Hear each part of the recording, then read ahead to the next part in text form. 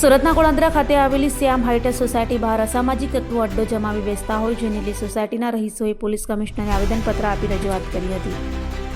સુરતમાં અસામાજિક તત્વો સામે પોલીસ લાલા કરી રહી છે ત્યારે હવે લોકો પણ અસામાજિક તત્વો અંગે પોલીસને ફરિયાદ કરી રહ્યા છે।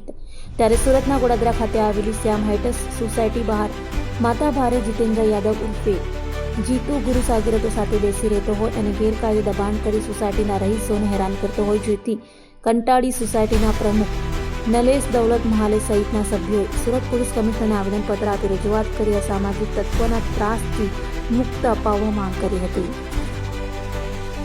मैं मानसोर सोसाइटी के उपाध्यक्ष जितेंद्र सिंह राठौड़, मानसोर बी विभाग गड़ोदरा आसपास मंदिर सूरत। क्या रजूआत लेकर आए हो? रजूआत साहब एक वहाँ 3 रास्ता पड़ता है सौकड़ी, वहाँ पे कुछ जीतू यादव करके माता जी का गरबा का आयोजन करता है। गरबा के आयोजन से तकलीफ नहीं है, श्याम हाइट का पूरा रास्ता ब्लॉक हो जाता है सोसाइटी से बाहर आना जाना।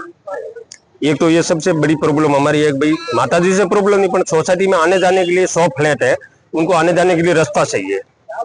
पहली बात तो वो रास्ता चाहिए। दूसरा वो सौकड़ी पे कुछ जीतू यादव की तरह श्याम हाइट और मानसोर बी विभाग के बाहर उसने अवैध अतिक्रमण करके जबरदस्ती लारियां लगा रखी है मंदिर के ओरला और श्याम हाइट के बाद दोनों मुद्दा नवरात्रि के वो भी हमको रास्ता चाहिए, आने जाने को सुरक्षा चाहिए।